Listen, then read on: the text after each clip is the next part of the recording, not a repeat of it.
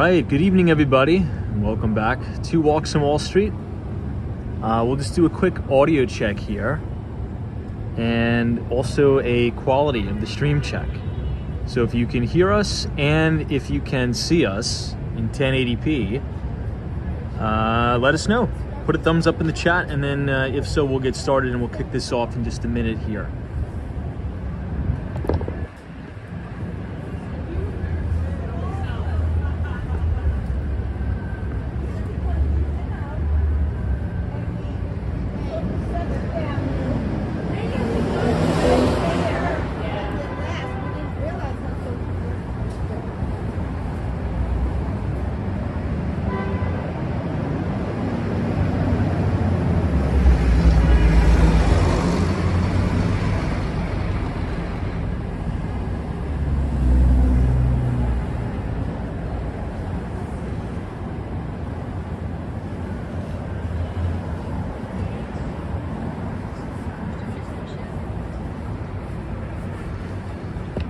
Okay, good evening everybody, and welcome back to Walks and Wall Street.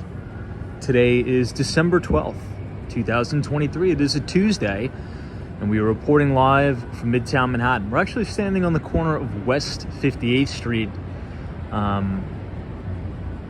and we're right outside of the very famous, let me see if I can increase the brightness here a bit, the very famous Alwyn Court, which is one of my favorite buildings in all of New York City. The architectural integrity of this building is really amazing. And it's right across the street, or I should say adjacent to the New York Athletic Club. I think there's an event going on up there. You can kind of see those sort of arched entryways. This is also one of my favorite buildings in all of New York City, just on the basis of Central Park South, a little bit to the north. But a couple things to talk about tonight. Obviously, the big headline of the day was the CPI report. Yeah, so we're going to be talking about the Consumer Price Index, which came out today. But we are also going to be doing a quick review of what's going to be concluding tomorrow, which is the FOMC meeting. We'll be concluding tomorrow, so we'll hear from our good friend, Federal Chairman Jerome Powell. But inflation came down, which is good news. As expected, right? The headline number came in at 3.1% for November. But what I think is more important, which we'll quickly talk about, but before we talk about that, go ahead and type !CPI in the chat, okay? !CPI, and the Nightbot is going to drop the link to the Bureau of Labor Statistics 12-month percentage change infographic. And I think that'd be appropriate to follow along just so you can kind of understand what we're talking about as the stream progresses tonight. But I want you to go ahead and deselect all items except shelter costs, right? I think this is something important just to quickly touch on, because yet again, for now the 8th consecutive month, shelter costs in the United States are coming down. And this is as expected, right? I mean, we've been writing about this for a while now.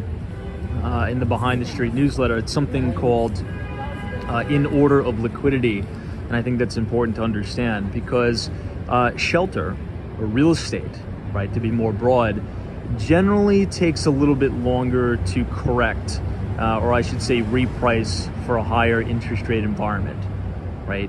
The more liquid the asset, such as stocks, equities, and the like, they reprice very, very fast for a higher interest rate environment. But the real estate market's a little bit different, and we've sort of talked about this. We've gone through line item by line item, sort of exactly why that is, and explaining the market cycle in the real estate business. So usually how it works, for those of you who have not read the Behind the Street newsletter, you could read it if you type !news in the chat.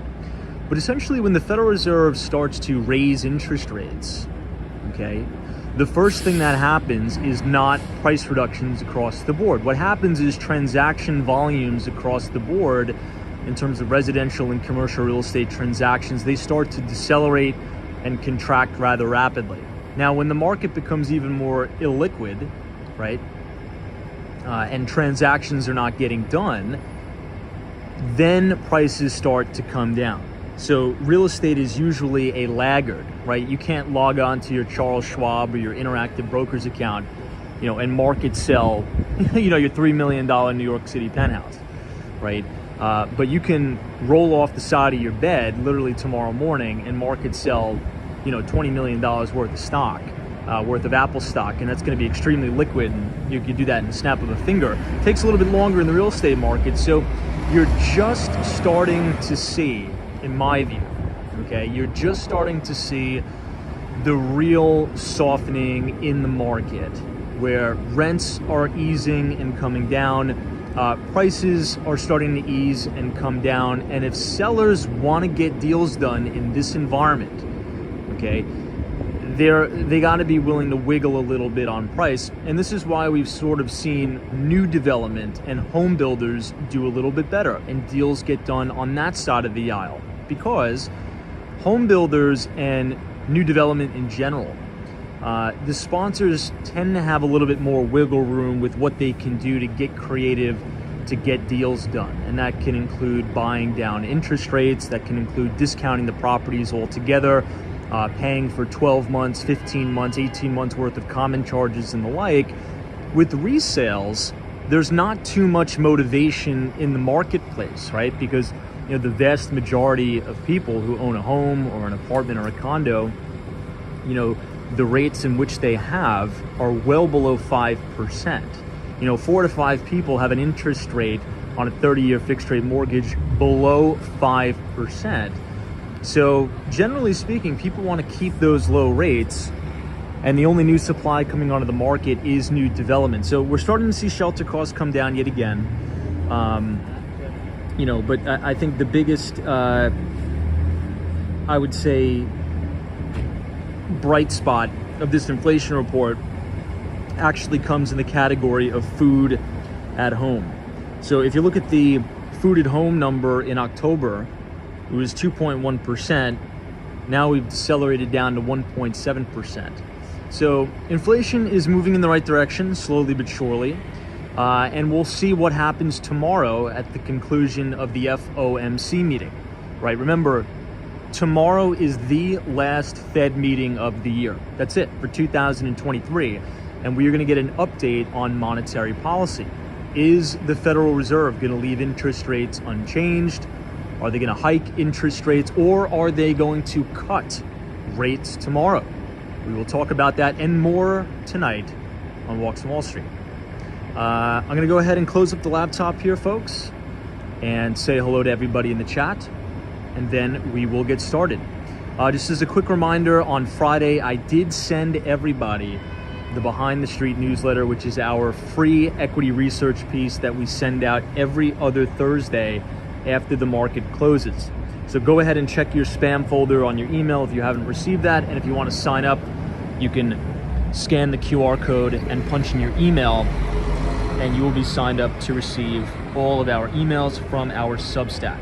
So I'm going to go ahead and close up my laptop, and we'll get started.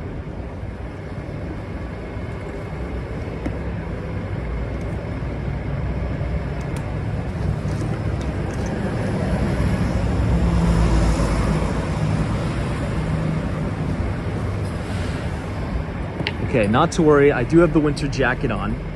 I just realized I probably couldn't have started the stream off in a worse location. I pretty much gave you guys a 12-minute introduction of a wall of trash and garbage. So for that, I apologize. In hindsight, it is a little bit hilarious that I did that, but I do sincerely apologize. So let me go ahead and get this QR code off, and yeah, let's get started. Welcome to New York City, everybody. Good to see you. Hey, I see Tone Rick is here. Tim, Fun Feeds, David S., Jay Sully, Richard Vogel, Dale, what's going on? Susan is here, Optimus 17, Jeff in Southern Tier, New York. Our very good moderator, DM, is joining us. Jeff Rafet is here. What's going on? Prodman, welcome. White Glove Etiquette says, hey Tom, stay warm out there. Thank you so much. Welcome to Central Park South. Hal T is joining us. What's up, Hill of the Week? Excited about that. And Fed Day tomorrow. Brian is here. Faith I see Mr. Len says, Tom, what's going on? Not too much. Jeans is the wall of trash. Yeah, I just quite literally just realized that as I started the stream.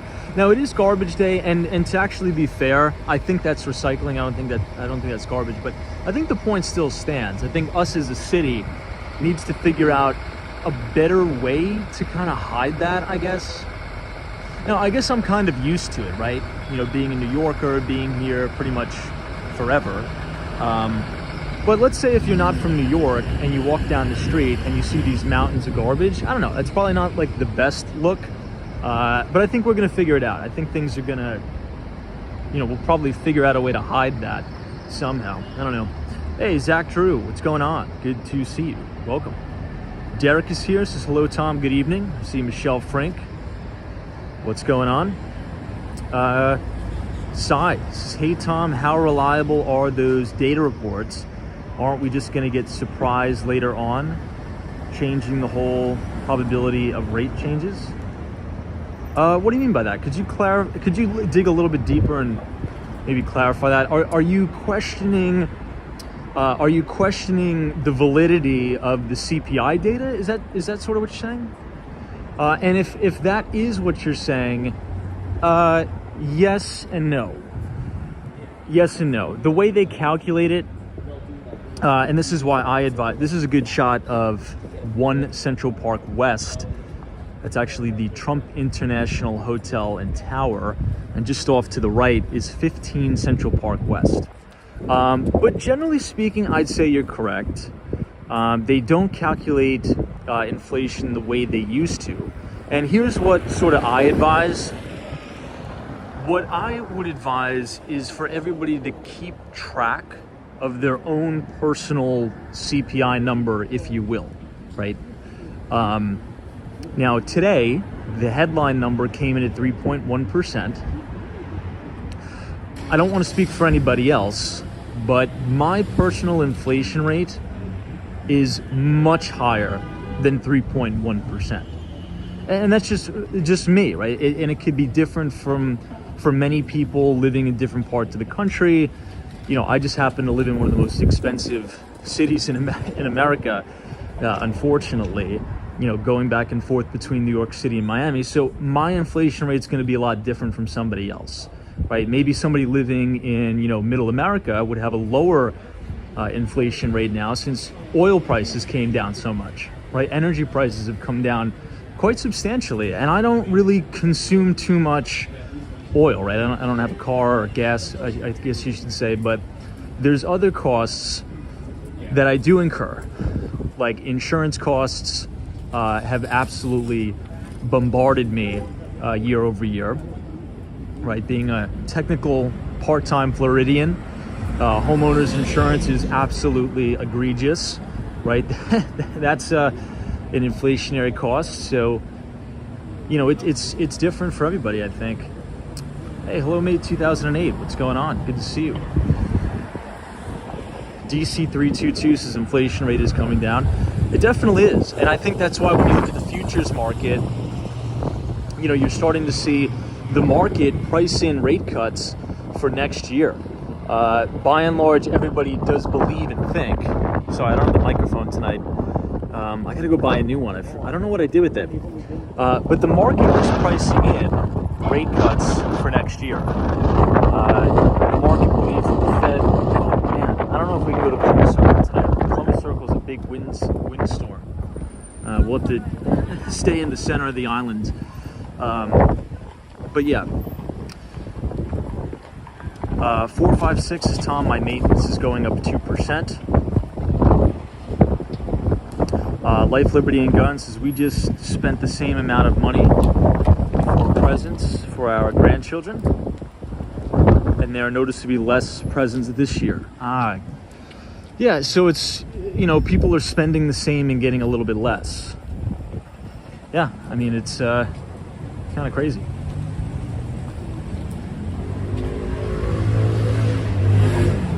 I think I'll go buy a microphone tomorrow. I don't know what I did with mine. I could have sworn I packed it in my bag when I went to Miami, but I'm horrible with that stuff. I lose everything. Somebody's asking me about Bitcoin. I am very bullish on Bitcoin. However, I do try to be a little bit reservist when talking about it for a multitude of reasons. And I think the narrative around, I really should say the narrative around cryptocurrencies in general. This is the front of 220 Central Park South. This is one of the most exclusive apartment buildings in New York City. It's a stunning, stunning building, but a lot of people have associated, I would say, that entire space with a sort of a get-rich-quick scheme, so to speak. So that's why I kind of am almost forced to be reservist in talking about it, because it sort of attracts kind of the wrong type of person. And I think that's just because a lot of people don't understand fundamentally what Bitcoin is, and they associate Bitcoin with all the other nonsense cryptocurrency schemes out there. But yeah, I mean, I've been a long time holder of Bitcoin, and I continue to have it as a part of my portfolio, and a portion of my net worth is in Bitcoin, and it will remain that way. And I think it's going to continue, maybe if you want to read between the lines, over the next 5 years. I think it's going to grow to be a much larger portion of my overall holdings. And not necessarily because I buy more, just because I think it'll perform very well. Hey, Jeff in Southern Tier, New York, what's up? I know, dude. Jeff is like, misplacing your electronics is not going to help with your personal CPI. It's not. It's not. That's one thing I got to be better about. I lose things a lot just because I'm not too focused on it.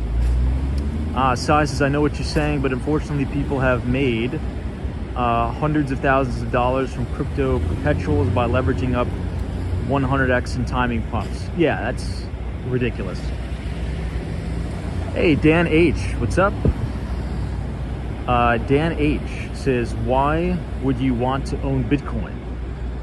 For me personally, and we've gone over this multiple times, but for me, it's the only unconfiscatable asset in the world, right? And I think people really need to sort of think and understand what that means.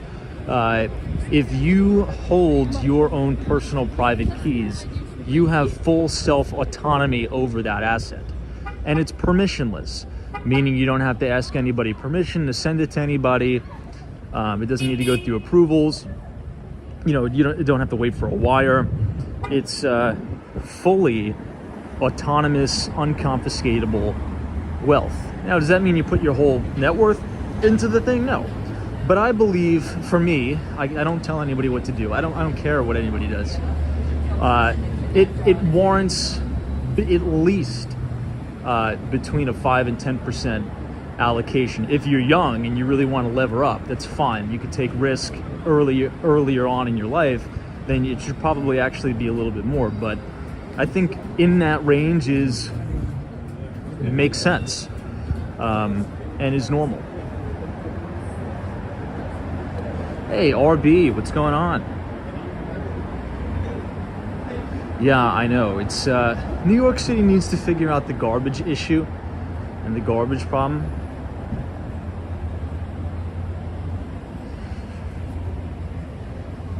It's very true. Hey, Lee. That's actually not true. Lee says Bitcoin was originally invented to purchase illicit goods on the now defunct Silk Road. That's not true. That was one of the forms of currencies that they used to transact on Silk Road, but it was not created for that purpose. Lucrative says, you say private keys so you aren't trading on an exchange. No, I don't. Not me personally.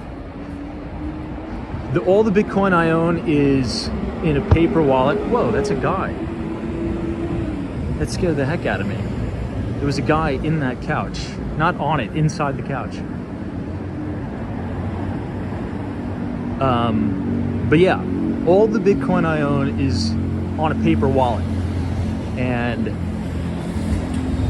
The private keys are in my head right now, in my memory. So hopefully I don't get hit by a car. This is a really nice display outside of 110 Central Park South. I kind of like just the classic white lights. I like it a lot.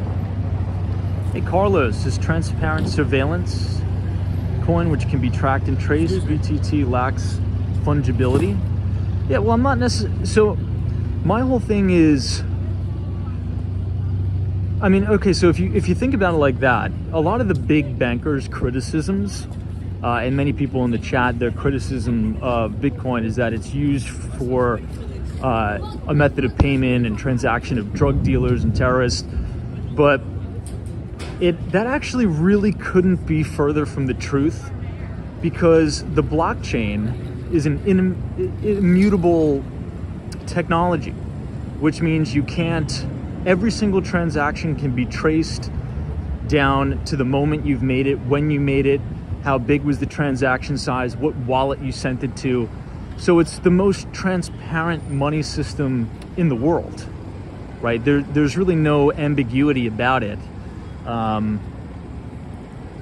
It's literally all recorded there for the public to see. If I move Bitcoin from my paper wallet, everybody knows how much I moved, when I moved it, and who I sent it to. So it's just funny how, you know, Jamie Dimon, and I like Jamie Dimon a lot. I like Jamie Dimon a lot. But it's funny how Jamie Dimon, you know, comes out and says it's, you know, just a currency for criminals, when his bank has probably laundered more money than probably the entire market cap of Bitcoin, which is a little bit hilarious. But yeah, Keith is like, how much does that couch rent for? It's actually probably not a bad question. Here on Central Park South, they'd probably go for like $200 a night. Dan H says, so what's the point of it if the government can access all of your transactions? Well, everybody could see it. The point of it for me is it's unconfiscatable. Yeah, everybody could see what it is, where it is, and which wallet you send it to. But nobody could hack it, nobody could take it from me, and it's permissionless. To whoever I want. You know, if I want to send a $1 million wire, right, to a friend or my brother or something, I'm gonna get calls from the bank. You know, they're gonna ask me a million questions. It's gonna be, you know, 3 or 4 days to clear. But if I want to send $1 million to my brother right now, I could literally pull up my second phone and send it to him, and it'll be there in 5 minutes. Well, that's not true. It'll probably be there in like 15 minutes, and it'll cost me like probably $2. And that's just a hypothetical random example, right? You could just replace that with anything, and anyone, right? Anyway.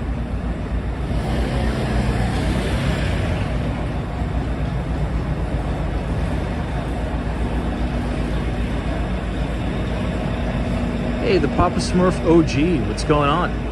This is Gideon. I missed your comment. Hope you're doing well. Thank you so much, the FDNY. Appreciate it. Yeah, I think the last thing I'll say about Bitcoin is the following. If you're uncomfortable with it, if you don't like it, if you think it's a fraud, if you think it's a scam, then don't buy it. Don't even think about it. You shouldn't even have any of your time on it. So I don't try to convert anybody. I have a bull thesis on it, and I've expressed that view. And if I'm wrong, I guess I lose money. If I'm right, I guess I make money. That's sort of the way the market works, right? Hey, Crudos says hello from Argentina. Welcome everybody from Argentina. This is going to be a pretty cool view of the Steinway Tower. Look at that. This is the skinniest apartment building in the world. Skinniest residential apartment building in the world. But yeah, I mean, there's been so many debates. Even if you just go on YouTube, there's an endless amount of sort of these, pro-Bitcoin, anti-Bitcoin debates with some very, very notable, well-respected and famous economists. I mean, I believe that the argument in both sides has really been made ad nauseum. The simplest thing is just, hey, if you think it deems an allocation, then you should express that in some way, shape, or form. And if you don't think so, who cares? Doesn't really matter. But sort of the way I think about it in the bigger picture, the bigger macro picture is this, right? Imagine if you could go back in time. This is sort of what I think about too. If you can go back in time before the internet, and somebody could say, hey, we'll give you 1% of the internet, or even 0.5%, even 0.25% of the internet. And if you accepted that, I mean, you'd be worth close to, I mean, my God, billions of dollars. So should this sort of cryptocurrency economy ever really catch on and have real use case, and there's real companies, being built on many of these blockchains, not only Bitcoin, but, Ethereum and the like, and should that really take off, and even if you just have a minute exposure, over time, that exposure could grow to a very, very significant exposure. So as an investor, I think it's important to think about making investments in terms of your risk reward ratio. What am I risking for the potential upside, right? And I believe it's a very blatant asymmetric trade, right? I'm risking maybe 2 points to make 100. I'll take that all day, every day. So it's a very, if you think about it, a lot of people always say, oh, it's a big risk, investing in Bitcoin. It's very, very big risk. Actually, not really. If you size up the risk reward of what you're risking to the potential upside or the potential TAM of that, that's actually a very, very good risk reward ratio. Even if you lose the entire investment, the risk reward is actually pretty good. Hey, Patricia Johnson says, I Lime in God We Trust Money. Yeah, I mean, money market.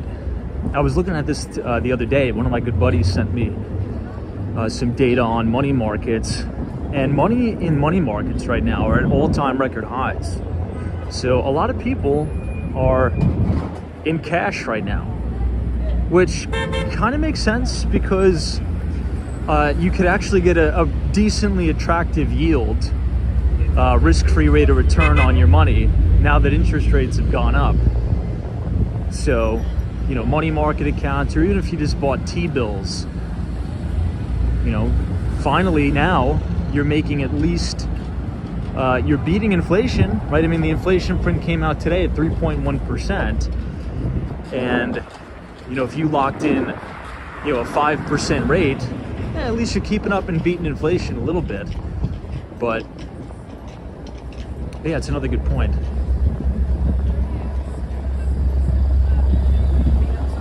But, if you look at the futures market, and if you look at the bond market, it's already starting to price in rate cuts for next year. And, the market has been acting really well. I posted a few charts on my Twitter, or X, whatever the platform you want to call it. This is the Alliance Bernstein building right across the street. Beautifully lit up. And almost all of the major indices, the NASDAQ, the S&P 500, are carving out just absolutely beautiful cup with handle patterns. And if you look at the NASDAQ, we're only a couple points off from the all-time record high. And if that breaks out, the measured move on that is much higher. So the markets have been acting well. And the year to date, the triple Qs are up, I think, over 50%. So historically, right, even though we talk about, bond yields are high, and it's good that investors are able to make a risk-free rate of return and, be rewarded for saving again. And that's all true, right? Because you also have to take into consideration the risk to your reward. You, generally speaking, on average, equities always outperform. And that's because, again, generally speaking in America, companies tend to compound out their earnings growth at 8% a year. So if you have a long-term bullish view on America and you think American companies are going to continuously compound out their earnings growth, give or take at 8% a year over long periods of time, well, and now with artificial intelligence, right, if that really starts to take off, machine learning, what do you think that's going to do to gross margins? That's going to significantly expand gross margins. So profitability, right, in America, as some of America's greatest companies, could really balloon over the next decade, right, due to the increased operational efficiencies and cost cutting due to artificial intelligence. So, I mean, we could be in very early innings, potentially, of a bull market. Hey, Hawaii, what's up? Welcome to Avenue of the Americas. I actually want to cross the street. I want to check this out. They have a taxi cab, like an old, looks like a 1950s taxi cab. We'll check that out. Yeah, Dan H, the semiconductors will do well. I've been looking to add exposure to that sector. Well, if you look at the SOX, ticker symbol SOXX, that is the semiconductor ETF, right? And I wrote an article about this, I think maybe about a month ago. And essentially my thesis, if anybody's ever heard of Dow theory, if you haven't, if you type !news, N-E-W-S in the chat, once again, !news, N-E-W-S in the chat, you'll be able to read all of my archived research for free. So go ahead and check that out, just punch in your email.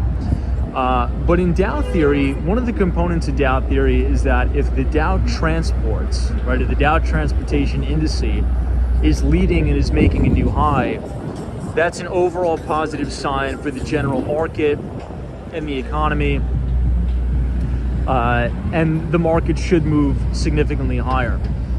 I think that's a little bit outdated, so I've, just preemptively substituted the Dow transports with the semiconductor index, right?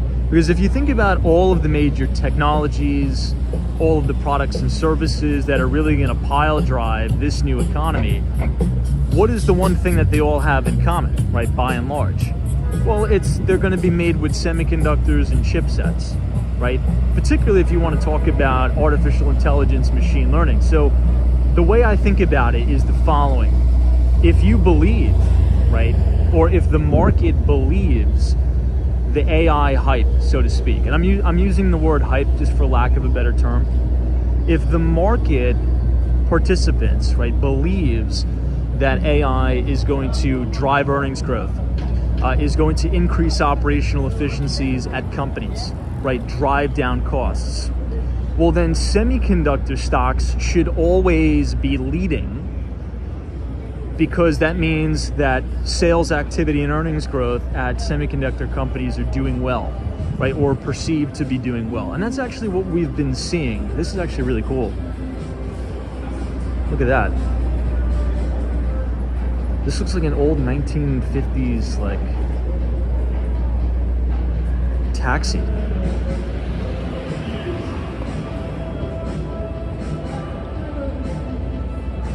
Anyway, but yeah, I mean, look at NVIDIA's earnings report, right? The demand for chips is still very, very high. And I think it's only going to continue to increase, right? I think the number one trend, or I should say the top 2 or 3 trends for 2023 or 2024 and beyond are the following. Number one, AI, machine learning, right? Artificial intelligence, however you want to classify that. Number 2, cybersecurity. And number 3, cloud computing. And all of that, I guess you could throw in EVs there. I didn't want to throw in EVs because then we'll throw in EVs as well. So EVs, cloud computing, artificial intelligence, cybersecurity. That is all very, very semiconductor intensive, right? to run data centers, you need chips, right? Okay, we'll throw in another one. We'll actually do this. Let's throw in another one. This is a bonus one. The bonus one is this. A couple minutes ago, we were talking about Bitcoin and other cryptocurrencies. If that is real, right, and the market deems that to be an actual sustainable asset class, right, and it may not, okay?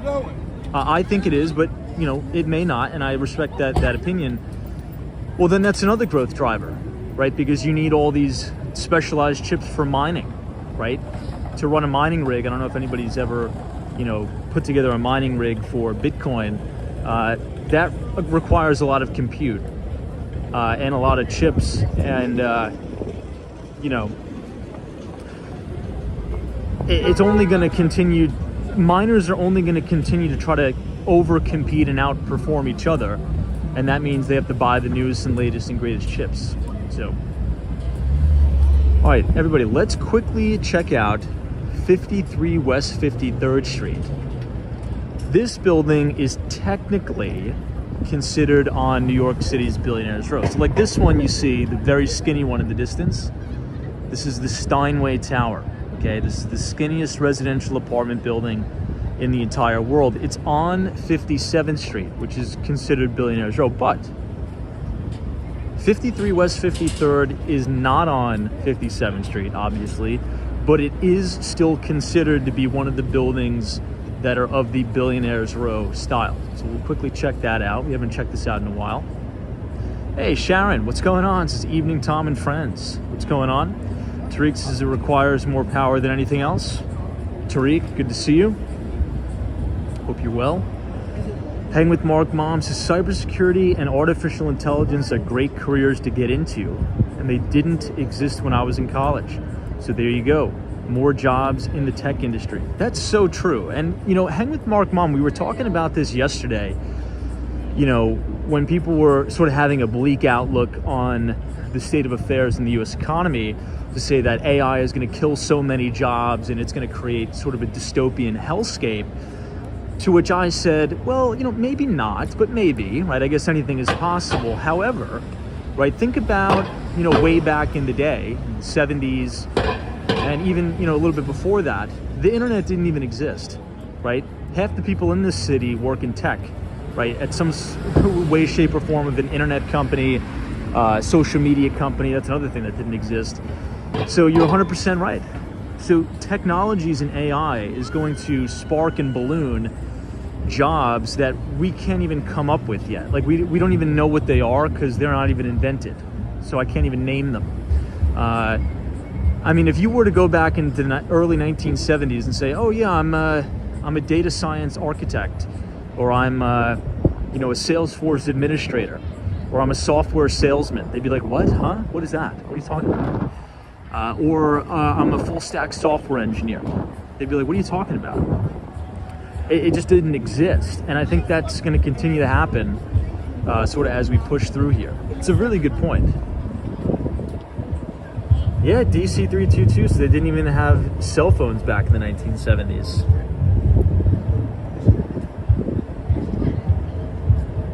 All right, team, this is the exclusive restaurant inside 53 West 53rd Street. I haven't eaten here, but it does look very nice. It looks fancy. It looks nice, and it's packed. It's packed, so I kind of like this sort of rainbow-esque waterfall. Now, they've nicknamed this building the MoMA Tower, right, because it's next to MoMA. DC322 says, remember Tandy Computers, everybody? So I don't remember Tandy Computers. The only reason why I know that name is because Tandy was one of the greatest performing stocks, I believe, of all time, until they merged with some other company. But I read that in a book in college. But yeah, I guess, oh, you know what? Let me try to find this picture on my phone. You guys are gonna start hysterically laughing. So I walk into the office one day, I think I may have posted this on my Twitter, and there's this like weird typewriter looking thing, and I honestly had no idea what it was. So I asked my boss, I'm like, what is this? And everybody starts laughing. And they explained to me what it was, and I totally forgot what it was, but I guess I'll try to explain it. It's this IBM clunky machine that's on the desk, right? And it just has like it looks like a keyboard to a computer, but with no computer screen. And it's just like this big clunky piece of junk just sitting on the desk. I don't even know what it is. But apparently, a lot of people made a lot of money back in the day selling those things door to door to businesses. Anybody know what I'm talking about? Maybe it's a teletype. I think teletype. I think you're right. It's weird. We still have it in the office. It looks hilarious. I think I posted it to my Twitter. Anyway. Oh, Lathe IBM Selectric. So what did you guys use those for? If we have any like older individuals here, is it sort of like I don't know, is it just like a new and improved typewriter? I never see anybody using it in the office. It just kind of sits there, but I love the facade of this building. Look at that. Carol H's word processor, I think you may be right. I just don't know what it's used for. I was playing around with the thing and everybody was laughing at me. Dan H says they probably overpaid for it too. I don't know. You're probably right. You're probably right.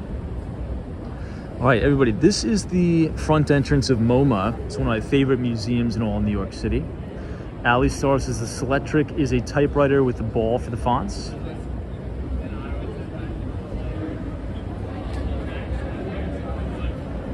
Carol H has used a word processor. I'm gonna take a picture of it tomorrow and I will, we'll reconvene and we'll talk about it on the live stream. But, you know, it's crazy. I'll make kind of a funny prediction. In 20 years, my kids are going to be looking at, you know, the iPhone that I'm live streaming on, and they're going to be laughing at it. They're going to be like, what? They're going to be like, Dad, what the heck were you using? What is this? Which is crazy to kind of conceive. But maybe in the future, we won't even have phones. Maybe the AI will become, you know, one within us, where we'll just have to think about things and we get the answers and everything is projected on a sort of a user interface, maybe. That's possible. I mean, think about ChatGPT. Does anybody here use ChatGPT on a regular basis? Now, at first I didn't use ChatGPT at all, but now I find myself starting to use ChatGPT more and more often, to where the other day I was like, I caught myself and I'm like, oh my God, I'm actually using ChatGPT more than Google search, right? So anytime you have a question about something, you automatically just type it into Google, right? But now I've found myself just typing everything into ChatGPT, kind of like replacing Google, which sort of got me thinking, if more and more people catch on to this and just use AI chatbots in replacement of Google, what's that going to mean for the advertising business? What's that going to mean for Google AdWords? And how are you going to monetize in terms of advertising on a chatbot, an AI chatbot like ChatGPT? I don't know. I don't know how they're going to pull that off. Because what would you just get? Like, does anybody have any opinions on that, by the way? Does anybody have any opinions on how you would monetize like advertising on ChatGPT? Because if I ask ChatGPT something, right, it just spits out the answer. It's not like Google where it ranks based on keywords and SEO and then who's doing the pay-per-click advertising. It just sort of gives me the answer. So I don't know. Oh, Ricky, yeah, you're right. Tandy was from Radio Shack. You're correct. Yeah, in the book, How to Make Money in Stocks by William J. O'Neill, they highlighted Tandy Corporation, Radio Shack. It's one of the best performing stocks of all time. Man, that's funny. What a long time ago. Prodman says they'll just make you watch an advertisement before giving you the answer. I think that would kill the user experience. Right? I think that would totally kill the user experience. Maybe, you know, if you're asking about, you know, what's a good restaurant to go to, maybe whatever restaurant pays more could say, hey, and this is a sponsored post by XYZ restaurant. Who knows? I don't know. Eddie H, it's called the word processor, sold a lot of them at Office Max before the IBM 286 took over. Wow, very cool. Yeah, I mean, now those jobs are obsolete, right? Everybody was talking about last night how AI is going to destroy a lot of jobs. Now, how many of you are word processor salesmen or saleswomen now? Probably none of you, right? But back in the day, that was people's jobs. Yeah, I sell these, Howard Schultz, right? Speaking of Starbucks is getting freaking hammered. We'll talk about that later. But Howard Schultz, before he did Starbucks, he was a salesman for Xerox. How many people knew that, right? Howard Schultz was a very successful Xerox salesman. And, how many people are going door to door selling copiers anymore? Probably not many. There's probably still some, but definitely not many. All right, so now we are on Fifth Avenue. We are looking down by Saks Fifth Avenue. Hey, Patricia Johnson says Blockbuster video stores. True. Tricon says Open Table already does that. Spits out restaurant recommendations based on whoever pays for them.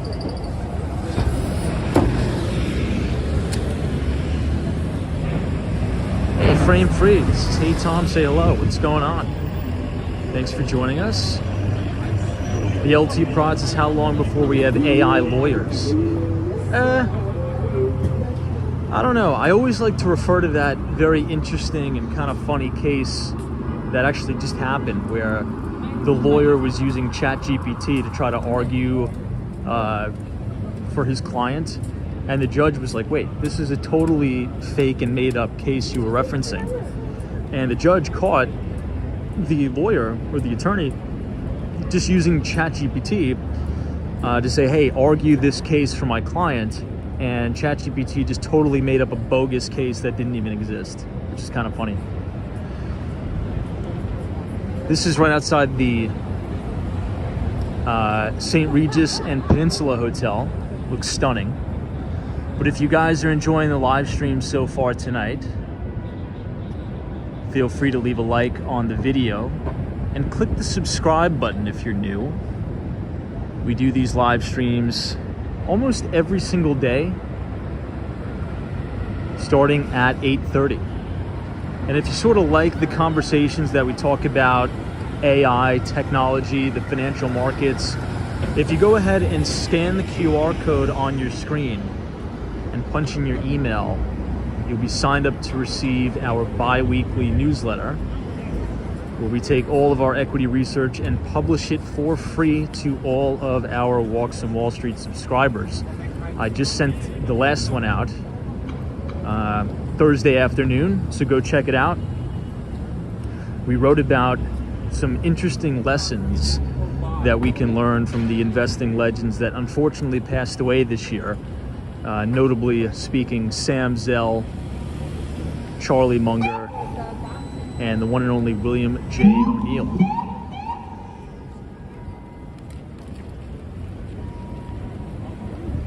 Hey, Zay Batata, what's going on? Good to see ya.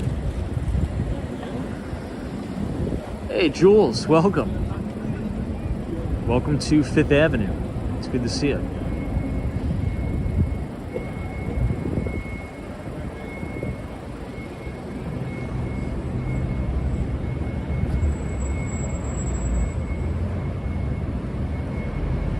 Hey, Western Mass Dave's Tom Hartfeld newsletter this week.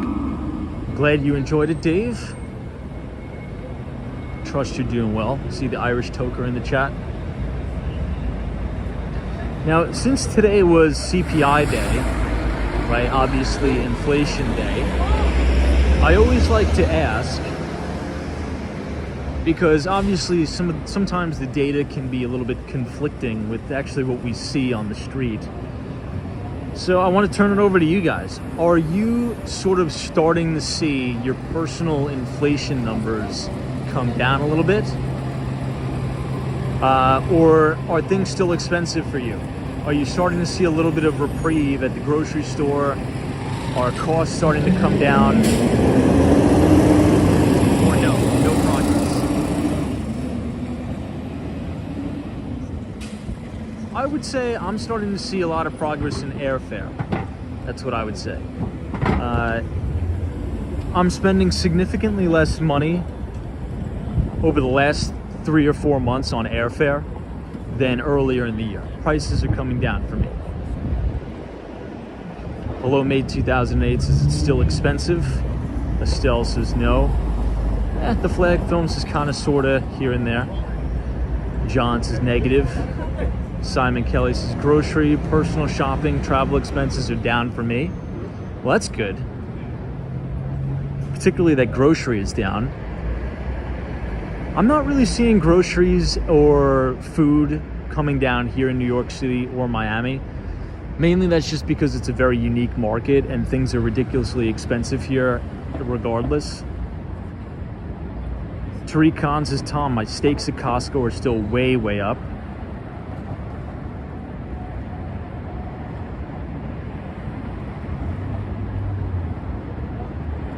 Hey, it's PB says groceries and rent are still crazy. Jules says, yes, larger supermarkets doing a lot of price matching to Aldi. Joel PM says, my shelter costs are up 50%. Wow. Jeez, that's a lot. I guess you can consider mine. Mine didn't go up 50%. But mine went up probably about 10. Mainly because the property taxes, right? See, that's the thing that's what a thing that a lot of people don't understand about, owning property or being a landlord, right? Those tax assessments, man, especially after big bull runs like we've had in the housing market, that is a major expense, okay? My property taxes are like $8,500, which is crazy. And the homeowner's insurance is like $4,500. So those are inflationary costs, particularly insurance, right? Homeowners insurance has gotten ridiculous. Auto insurance too.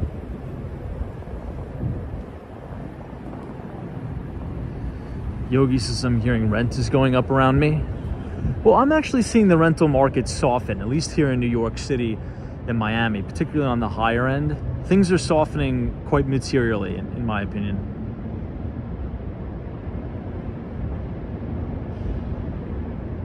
Hey, John Kelly, good to see you. Eric Kaufman says the U.S. debt clock hasn't gone down in my lifetime. That's really sad to think about, but that's probably true. It's really, really sad to think about. Yeah, it's just like we keep borrowing in perpetuity into the future, right?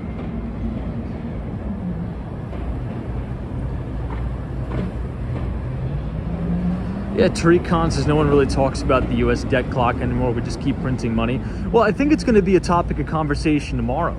I really do think the Federal Reserve Chairman, Jerome Powell, is going to bring that up tomorrow.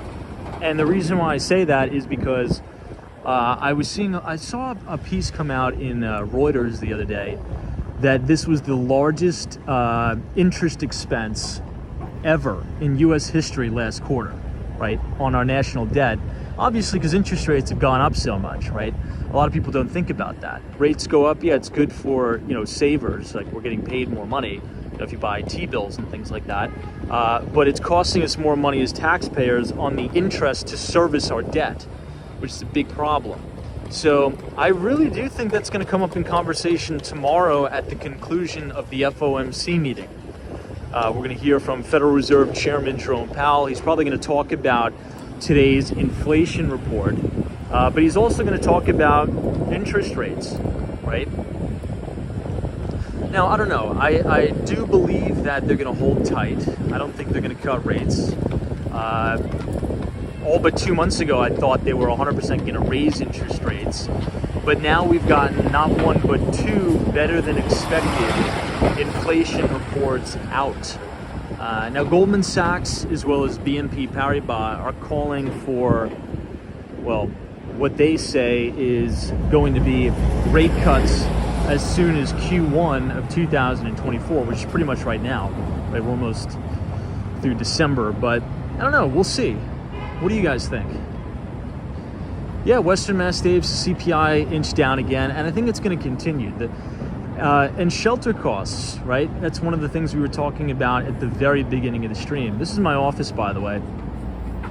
575 Madison. I love working here. This is like the best. Okay, it's the second best office location I've ever had. Because during the day, right, we have Jefferies right here, a major investment bank. This place is rocking in the middle of the day. Everybody's out, doing business, getting coffee. It's an amazing environment. I would say if you're young or a college grad and you can move to New York and work in the industry here in New York City, you got to at least do it once in your lifetime. I think everybody should at least experience working in Midtown Manhattan once. It's like an electric environment. Anyway, that was random. Panda Express says, I'll be your neighbors. Oh, cool. You're moving to 550 Madison in 2024. Hey, send me a DM. I'm always around. I just got coffee the other day with a friend from our stream who works at Bloomberg headquarters. So shoot me a message. I'll always be around. Yeah, I'm always down to hang. Sharon, good to see you. Yeah, I mean, speaking of that, Sharon, didn't you just accept a job offer at Charles Schwab? So you'll be over there. You'll be close-ish, not too close, but I guess close enough. Hey, JC. This is Hey Tom and everybody. JC, we just talked about Bitcoin for probably 20 minutes at the beginning of the live stream. Performing really well. And I think we're going to have a very good 2024 for BTC. Let's just say that.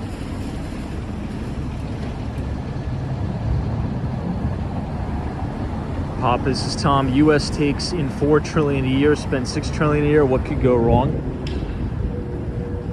Yeah, I mean, I guess the old theory is we could grow out of the debt, so to speak. That could be another reason why the Fed is going to be forced to cut, just because we won't be able to service our own debt. But here's the thing, right? Wow, this is an amazing shot of 432 Park with those two American flags. Amazing shot. Now, for those of you who don't know, 432 Park Avenue was developed by Harry Macklow and CIM Group. It's one of the most luxurious residential apartment buildings in the entire world, right here on Billionaires Row. Incredible. Incredible. Hey, Hang with Mark Mom says our economy is fine, as I live 10 minutes from Disney and it's always packed. Yeah, I mean, Hang with Mark Mom. I was going to say the same thing, when I was down in Miami. Now, particularly, it was Art Basel down there. It was like, it looked like the Roaring 20s down there. It was just like, it was ridiculous. Yeah, and we've had this conversation before. This is the closed down Four Seasons Hotel. Let's see what it says. We'll go behind the gates. I think this thing is going to open up pretty soon. It's kind of sad that it was closed down. This is one of the most expensive and luxurious hotels in New York City, and it's totally blown out and vacant.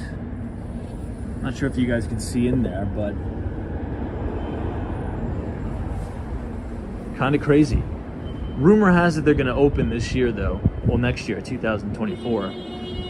But the Four Seasons Hotel on Billionaires Row has totally been out of business since COVID.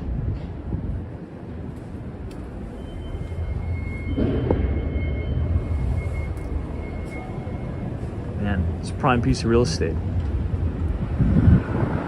Yeah, consumer sentiment is very negative, and everybody has a very, very pessimistic outlook on the economy. But corporate earnings were actually very good. Corporate earnings were actually pretty good. Again, we talked about why that could be. I think it's just people honestly just consume too much nonsense on social media, and they watch Fox News and CNN, which are essentially just fear-monger machines, right? I mean, I think we can all agree with that. It doesn't matter what side of the aisle you're on. You don't have to be a Democrat or Republican. If you watch CNN, they peddle, like socialist doom porn propaganda.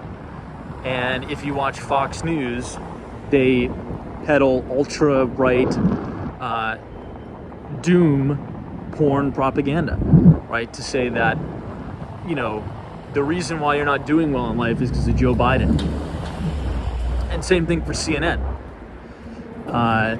They're still talking about Donald Trump, even though he's not even the president of the United States. They still talk about how your life sucks because of President Donald Trump. It's ridiculous. So, anyway. Now, this building is 425 Park Avenue.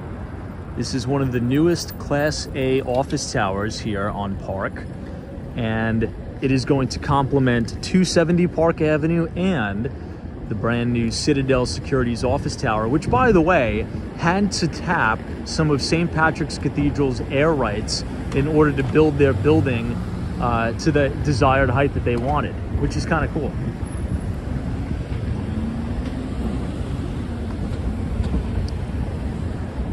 We'll head down by the Aston Martin building.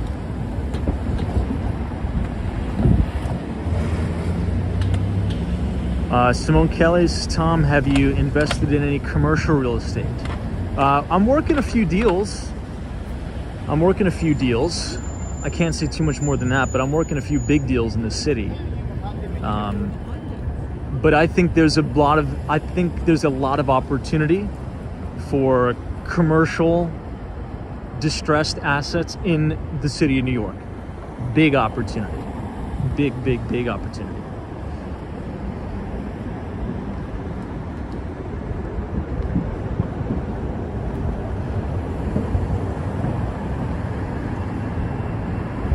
What about you? Are you invested in any commercial real estate? What is your outlook on it?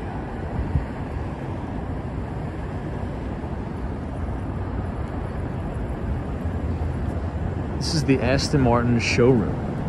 This thing kind of looks like a spaceship. It doesn't even look like a car.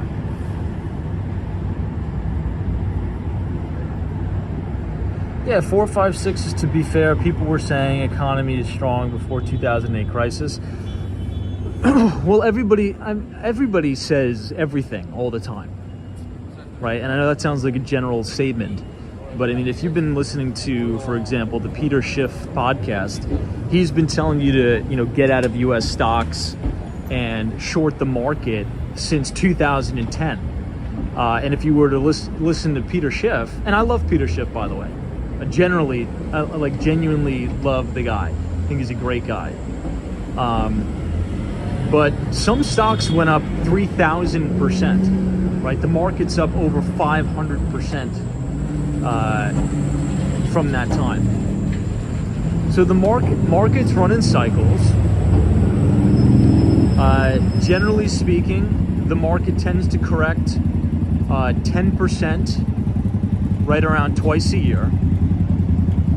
More than 30% once every 5 years. Or excuse me, more than 20% once every 5 years, and then over 35%, roughly 1 in 10 or 1 in 15 years, right? Which we just had during the Big C, and that's been like that forever. It's been like that forever.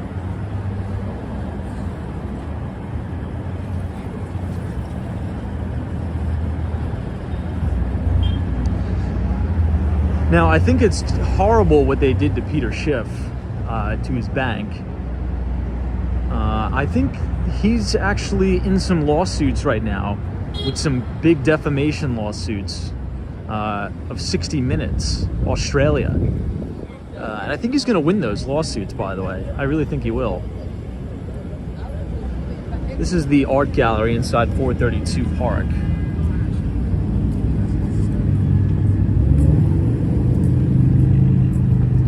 Simone Kelly says F1 has done wonders for the Aston Martin brand. Yeah, some of you guys were telling me like one of those Formula One cars could go for over like $2-3 million bucks, which is crazy.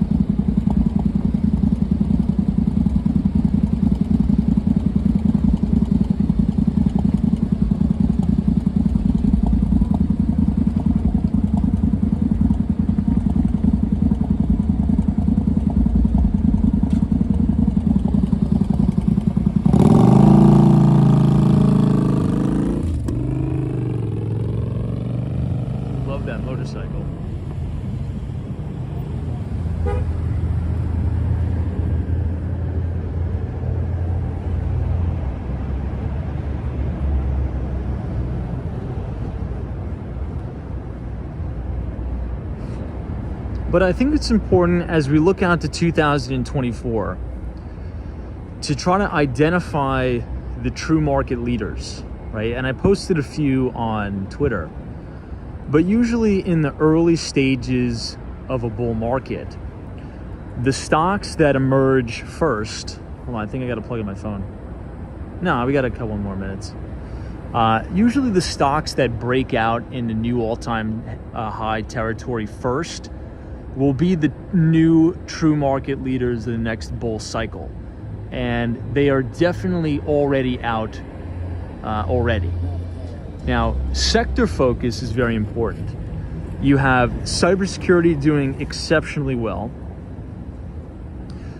So I think it's important to look at group strength, right? So what group or what sector?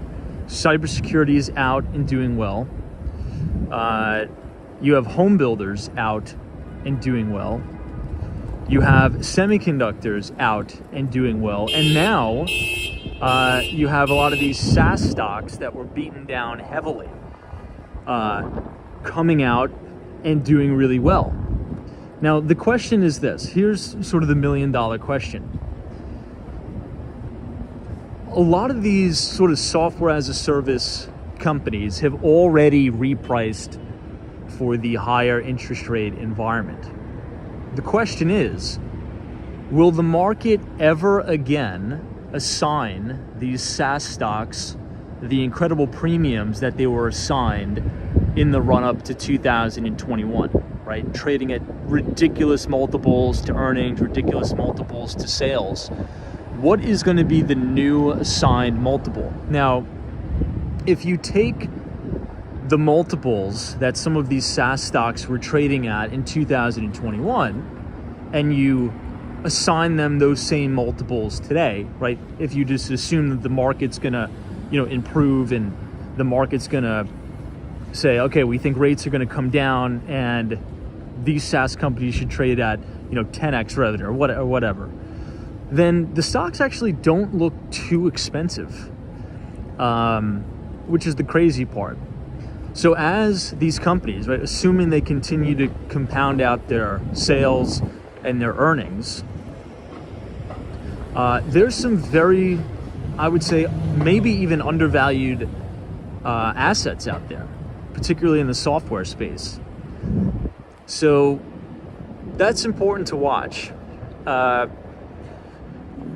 We talked about a company, ServiceNow. Now, nothing we talk about on the stream is an endorsement to buy or sell anything.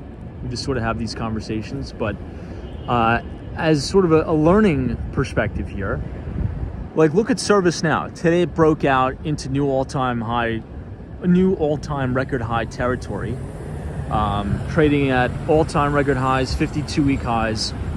But sort of work backwards and try to understand why. And if you go to my Twitter page, if you follow @WalksWallStreet, you'll generally get a sense of the characteristics that drive these winning stocks, right?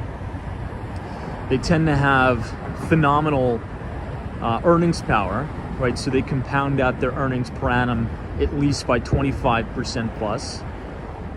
Generally speaking, they always have about 25% plus return on equity, very high pre-tax and after-tax margins. I used to work out of this WeWork sometimes at 430 Park. And they tend to have very good institutional sponsorship and also revenue growth, right? 25% plus per annum. So if you kind of, use those characteristics as a model and you sort of work backwards and say, okay, which companies fit these characteristics, like check all these boxes. Usually, right, most of the time, those will be the leaders, right? Because earnings matter. So quite to the contrary, right? People would say, oh, you want to buy, individual stocks when they're beaten down and crushed into oblivion. That's actually not when you want to buy them. You actually want to look for companies that are trading near new all-time record highs and getting supported by the market. I think with indexing, right, because people think about, they sort of conflate that advice with indexing. If you're going to buy the S&P 500 and just buy and hold, then yeah, it's more opportunistic to buy when the market is in a severe correction, if you're going to buy an index.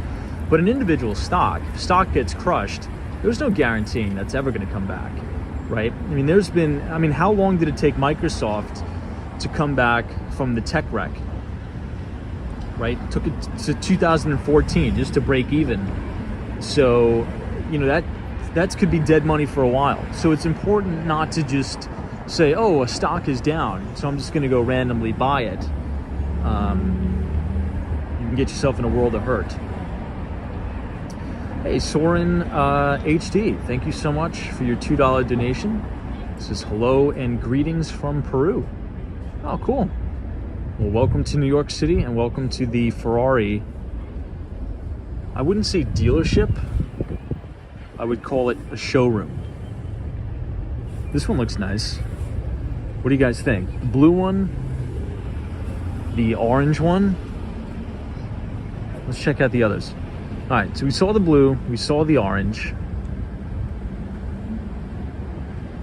RPT says balmy evening. Yeah, it's very windy and I don't have my microphone tonight, unfortunately. But if you guys are enjoying the live stream so far tonight, feel free to leave a like on the video and click the subscribe button if you're new. We generally start these live streams at 8:30 p.m. We'd love to have you along for the ride. I love the whole look of this place. Like the whole setup, this little kiosk. It's designed very well. Yeah, everybody's looking at that blue one. I like the blue one too. Let's check out, we got two more to look at. Or one more to look at. This is kind of like, I actually don't like this color. It's almost like a purple brown, kind of like a brownish purple. I mean, the car is crazy, but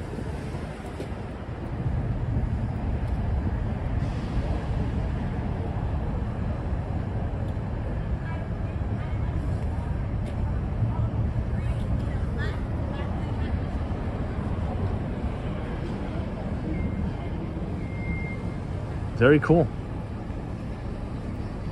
I gotta plug in my phone here before it dies. How was I supposed to know that? Am I just supposed to know that from my... Hey, Mechi. This is Hey Tom. Hello from Buenos Aires. Is Eric gonna handle this? Good to see you. Welcome. I was just in Miami. I was hanging out in Little Buenos Aires. Hawaii says I call dibs on the orange one. Fair. Fair.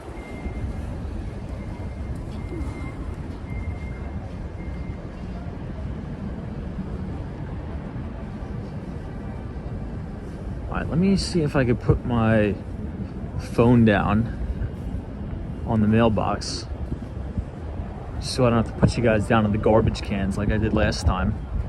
I'll show you a little bit more respect this time. Come on.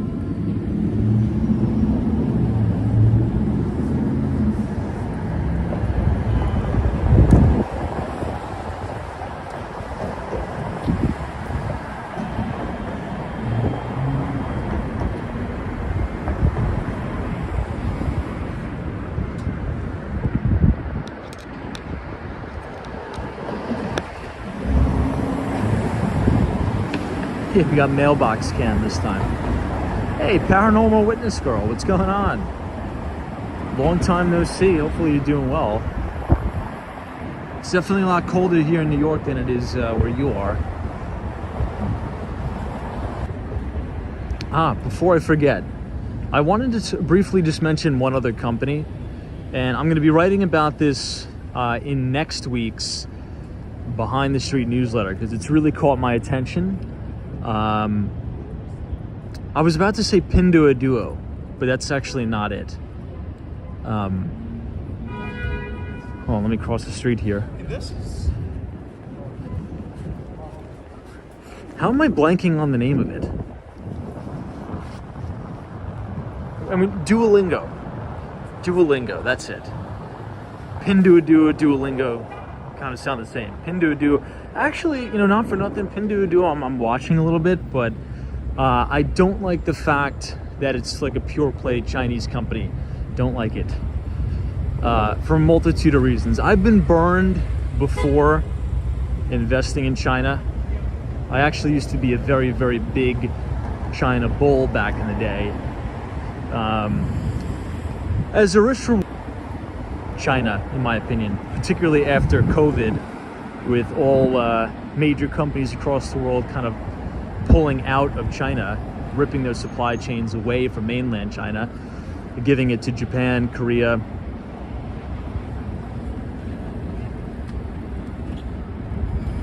Oh, I think he turned down the wrong way, this guy. But Duolingo, I think we've mentioned this before. Did we mention it or not? Oh, Laura says, I just practiced today on Duolingo, a little bit of Italian. Yeah, so check out the company, okay? If you have your Bloomberg terminal pulled up, or MarketSmith or whatever, or if you just go to sec.gov, you could pull all their, financial filings. I am very interested in keeping it on the watch list for a few reasons. Now, if you go back throughout history and look at the stocks that are massive performers, right? Apple, Microsoft, Alphabet, Nvidia. These companies, right, or stocks, have a product or a service or an infrastructure that has fundamentally changed the way the world works and the way we all live. I think that's fair to say, right? Apple with the phone. I mean, we're live streaming on an Apple iPhone right now. Microsoft,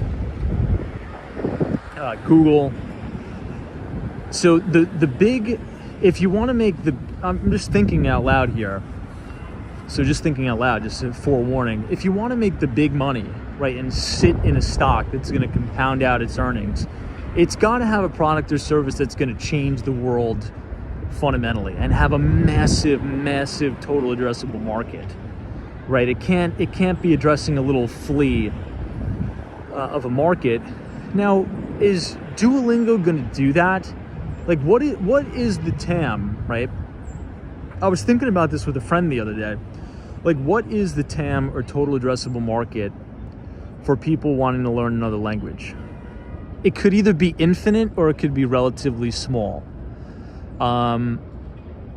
So that's why I'm so interested in it. Particularly now, I'll just give a little bit of a small example with the big migrant crisis here in New York City. There's a lot of migrants that don't speak English, and they want to learn English because that's where they're going to get their job opportunities from, and to be able to work, earn money, raise a family. So I think these type of educational applications are going to be used more and more often, and I think people would totally pay $5-10 a month to train and practice and learn another language. But I don't know. I'm sort of like on the cusp about it, but they are growing their revenues pretty well. What do you think? What do you realistically think the TAM is for that? Or do you think it's not that big? It's definitely on the watch list, and I'm going to be covering the stock now. But hey, Natasha P says, Tom, Duolingo are working on expanding into teaching other subjects. Into teaching science subjects and other subjects as well. Yeah, it kind of reminds me. Does anybody remember Khan Academy? I think it's still around, but when I was in high school, I used to binge watch that YouTube channel.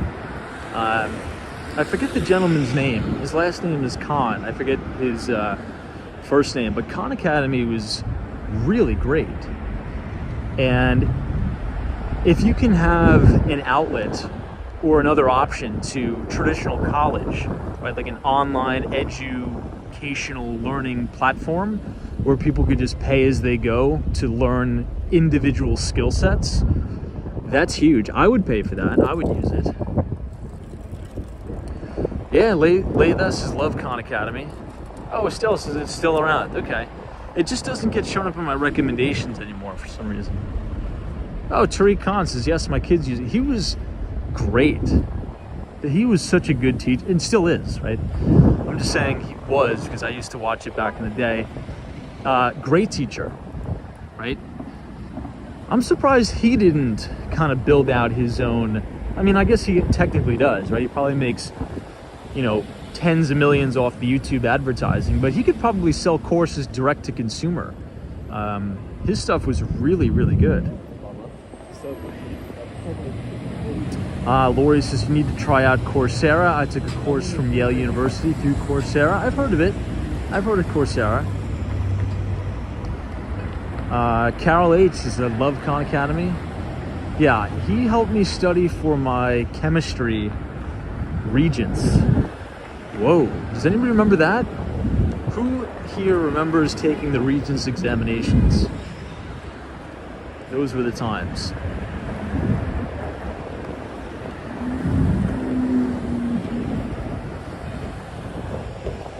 Four, five, six. Khan Academy is a nonprofit, I think.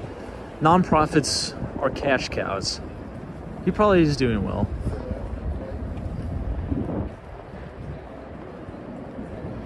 Hang with Mark Moms. Duolingo should teach coding, programming languages. Yeah.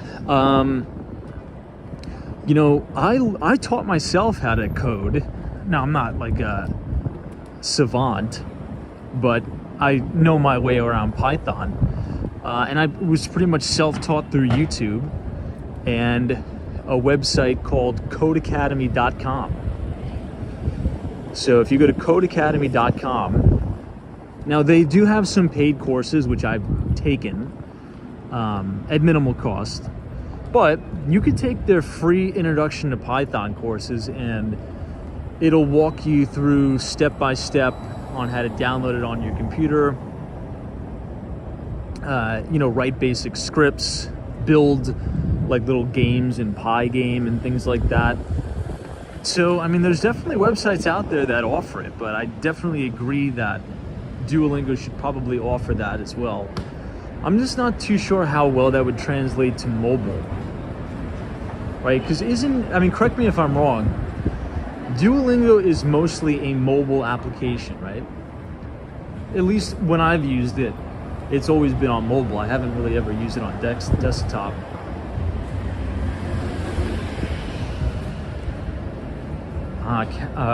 Carol H says Sal Khan is the founder.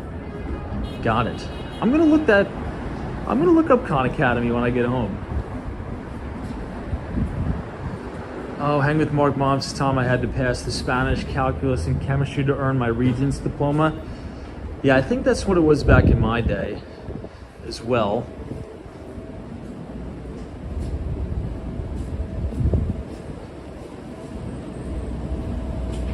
Yeah, Sharon, that makes a good point. Duolingo can definitely expand their gamified way of learning to other subjects. I think that's the comment of the night. That's such a good point. Gamifying education, right? Now, I don't really like when companies gamify other things, such as like investing. I think that's very dangerous. However, gamifying education, I think is very good. Because you kind of have to get kids excited about learning, and you're more likely to stick with it if you're enjoying it, I guess. All right, we'll check in on our good friend Jamie Dimon, who's right across the street. This is 270 Park Avenue.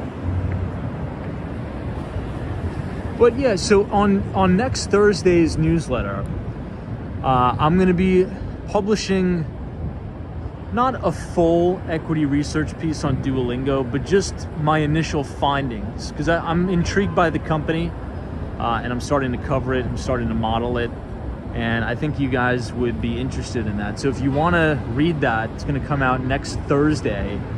If you scan the QR code on your screen and just punch in your email, you'll be signed up to receive our Behind the Street newsletter, which is our free investing newsletter we send out every other Thursday after the market closes. I'm going to be including a little bit of an excerpt on the initial first impressions and thoughts of Duolingo and a deep dive of their latest earnings report. Or you could type !news, NEWS in the chat, And the Nightbot will drop the link to our Substack, where you can click the link and sign up there as well. I always like this view, 432 Park Avenue in the distance.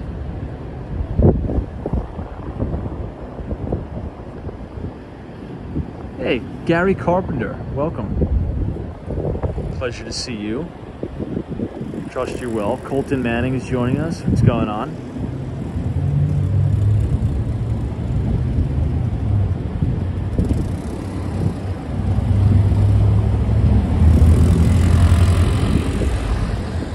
All right, let's take one more look at 270 Park Avenue, which is totally topped out now.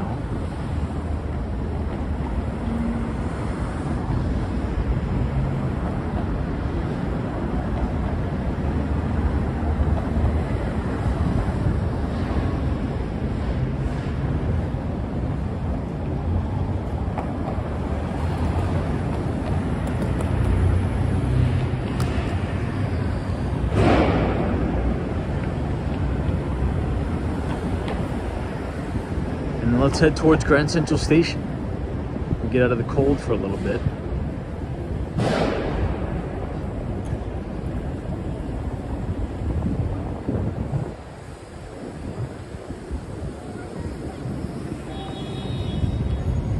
I thought this thing was a Cybertruck for a second, just because of the grills.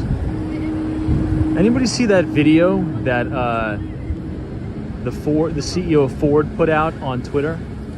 Or I think he retweeted it. There was a Cybertruck that got stuck.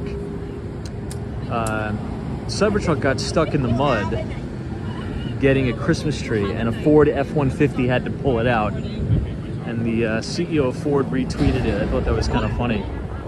But unbeknownst to me, is it true that the Ford F-150, I think like the top premier model can go in excess of $100,000. That just seems a little bit too ridiculous for me, to be honest. $100,000. Hey, Mark Francis 786, yes. Oof. 100 grand for a Ford F-150. That's insane, man. That's just insane. I can't even wrap my head around that. 100 G's.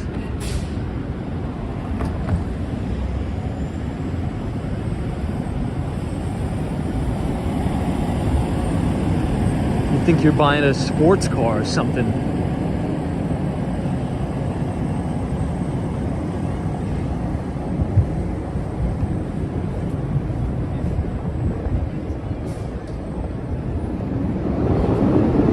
Blues Rider says, I bet you can't say Cybertruck.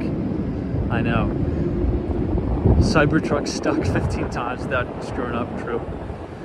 TK Porsche says, Tom, Ford announced EV F-150 production to be halved from the prior plan, down 80K.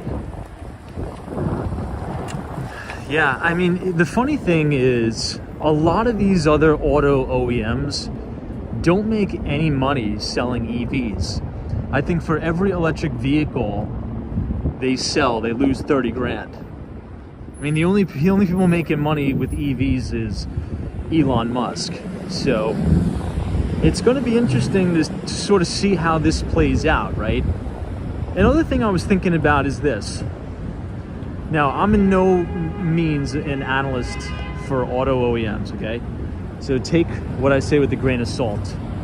Hold on, I gotta put you guys down here by this little pizza crust.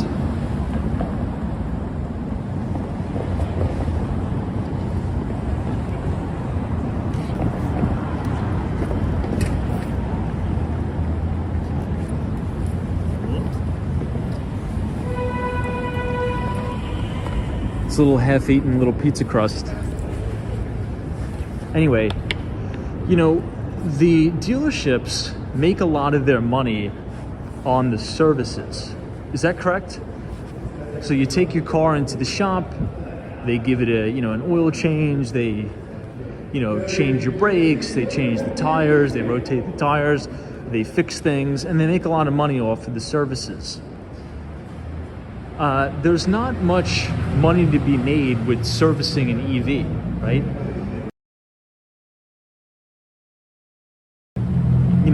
The whole dealership model for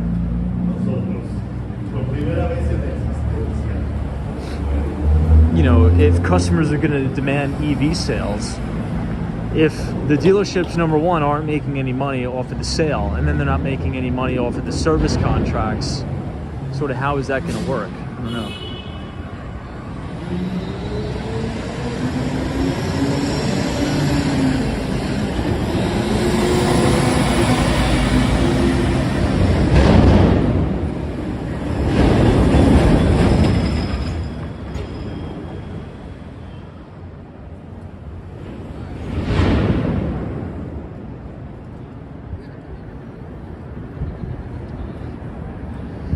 Now, there was a very, very notable mutual fund who was talking about this, the Barron funds. Ron Barron had his annual shareholder meeting, and the keynote speech was fantastic. It was one of the best keynote speeches I've ever listened to in my life.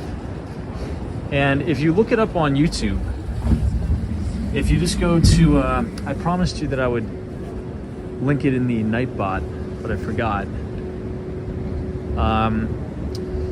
If you just go to YouTube, pull up another link, and just type in Ron Barron 2023 investor address, it'll pull up quite rapidly. And he sort of broke down the business model in terms of profitability metrics for auto OEMs and manufacturers, right? How they make money, what the dealership model is, and sort of outlines why Tesla is so far ahead of everybody else. Because it's so difficult to get down the manufacturing process of these EVs. If you ever watched an interview with Elon Musk, one of the things that he harps on a lot is his pride in his company, right, and his employees, his associates, whatever you want to call them, into engineering the most efficient assembly line ever. And that is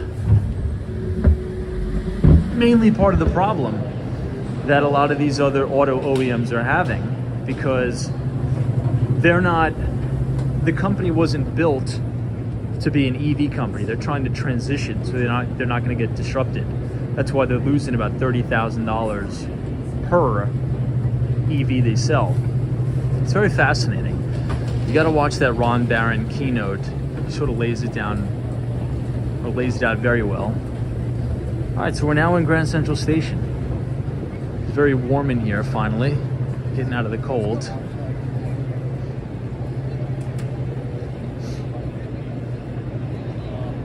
This is the famous clock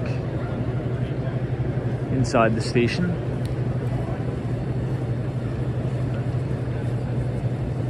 Hey, Chris Beeman, what's going on? Good to see you. Live Walking NYC. Always a pleasure to have you here. Hopefully you're having a good Tuesday night. Let's find the Mighty Bull. There he is.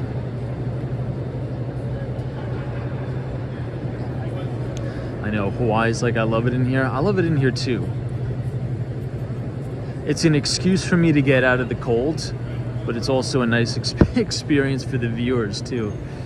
It's kind of funny. Hey, Dusty Cole, what's going on? Good to see you. There used to be tennis courts over here, by the way.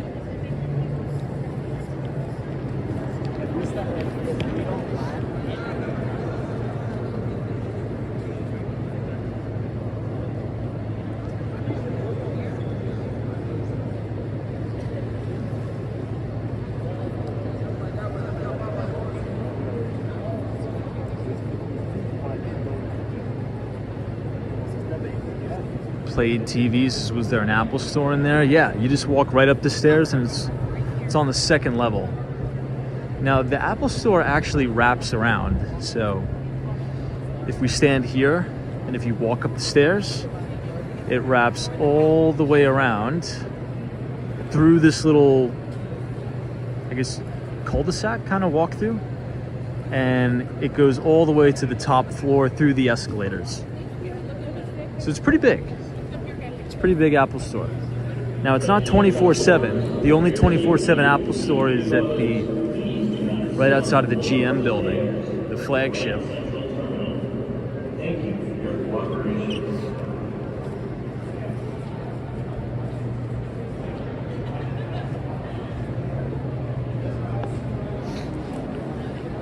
Jules, Tom, do you have a 5-year, 10-year plan that you write up?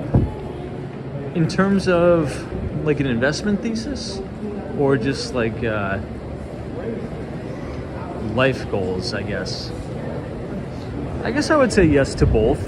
Generally speaking, yeah, I think.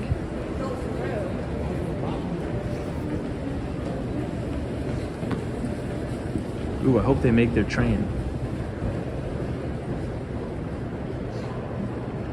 Yeah, the Metro North runs every hour. Well, give or take, 45 minutes to an hour.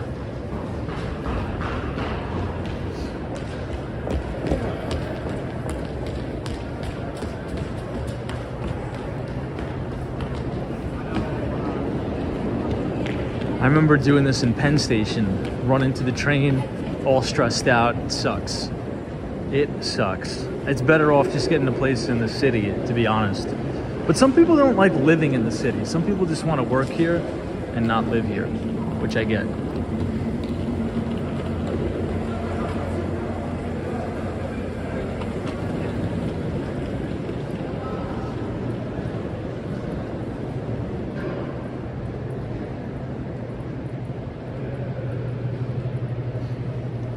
Yeah, TK Porsche is very pleased today that Palo Alto Networks broke through 300 and closed at 305. Yeah, another all-time high. Yeah, I mean, that's we've been talking about Palo Alto Networks for a while on the stream. That is, in my view, the undoubted leader in cybersecurity. Undoubted. You know, when I was in tech sales, almost every major company that was a client of mine, their infrastructure was Palo Alto. Almost every one of them.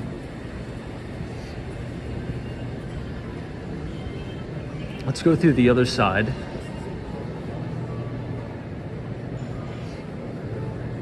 And then we'll head out.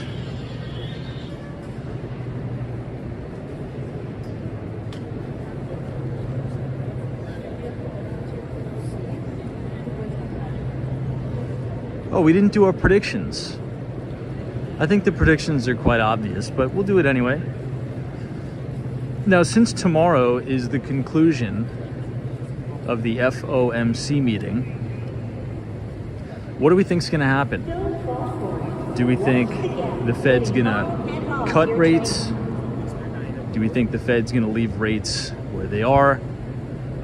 Or do we think we are going to get a rate hike? What do you guys think? And what do you think the messaging is going to be? Do you think it's going to be a quite hawkish speech, a dovish speech? What do we think? RPT says no change. Played TV says leave and pause. NAV 407 says hold. Brian M says leave where they are. Western Mass Dave says stay. Mark Francis says stay the same, unchanged. So everybody's saying hold, hold, hold as is. So, but what do we think of the outlook? Do we think the speech is going to come off as a little bit hawkish, dovish? What do we think?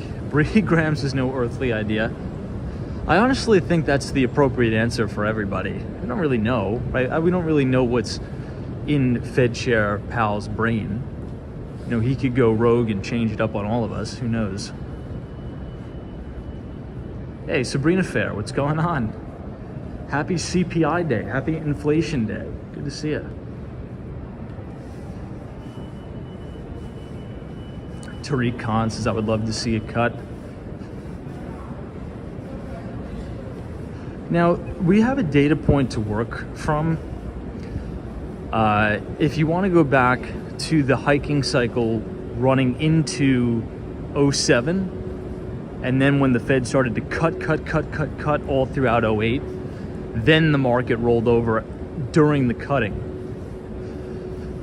Maybe I'll write that up in the newsletter too. But I think that's important to note. Sometimes that happens, right? The Fed can cut, then the market rolls over. But I don't know, right now, the market's looking good. Earnings were good. We're by the Roosevelt Hotel now. Hey, Sal, what's going on? Mr. King of Florida says, I'm camping with my family in next year, January 2024. Very cool. Hey, Brian M. says, hey, Tom, I'm an intraday futures trader, so I let the market tell me what he's saying. I don't predict, I just react. Nice. Yeah, I mean, we'll be streaming it. We'll cover the speech in depth tomorrow. I'll probably have it up at the office if I'm not too busy. Hopefully Fed Chair Powell doesn't go rogue on us. We'll see. Brad's brain says Jerry's not cutting anytime soon. They may hold, but cuts are months away. Yeah, I mean, the last thing the Fed wants to do, in my view, right, is repeat the same mistakes before Paul Volcker, right? So cut rates too soon and then have a resurgence of inflation. That's like quite possibly the last thing the Fed wants to do, because then you're kind of screwed, right? Because if inflation starts to ramp again, then the Fed's going to have to way overdo it. But again, if you look back throughout history, the Fed always over cranks it both ways. And they're always kind of late to the game. They're late to the hiking cycle, and they're kind of late cutting. However, a lot of people give Fed Chairman Jerome Powell a lot of, SHI, a lot of crap, right? I think he's been the Fed chair that has telegraphed this hiking cycle and has been more blatantly direct than any other Fed president, at least in my lifetime. I mean, with the crazy environment and the hand that he's been dealt, I think he's done a pretty good job, honestly. Now, I'm, in terms of my outlook, I'm more of a end the Fed type of person, but I know that's not realistic, so I'll just give him a grade anyway. I would much rather have the Federal Reserve not even exist. This is a really cool bar here. Look at that. That's an awesome setup in there. Yeah, I would much rather not have the Federal Reserve even exist. But since they do, I think the Federal Reserve Chairman is doing a pretty decent job with what he's got. I mean, I don't know. Any disagreements with that? Crypto memes is me too, I agree. Yeah, TK Porsche is a very open Fed chairman. He's been very clear about what he's doing. I agree. I know Mark Francis is damn get me a martini. I'm not sure if I noticed that place before. I think it may have just opened maybe a couple months ago.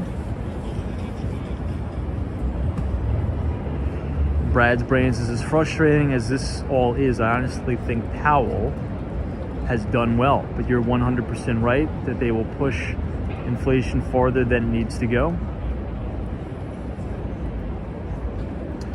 Yeah, it'll be interesting to see what his direction is tomorrow.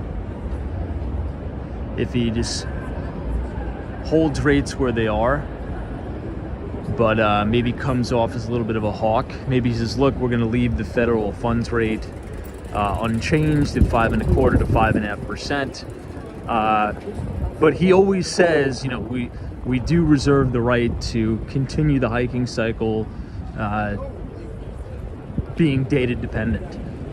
But inflation now, we've had 2 CPI numbers before this Fed meeting. And the Fed meeting was today, so obviously they were talking about the inflation data. So, we'll see. We'll see. But guys, I just realized we've been streaming for close to 2 hours, which is kind of hard to believe. So I want to thank you all for joining us tonight on Walks on Wall Street. If you enjoyed it, feel free to subscribe to the channel, leave a like on the video.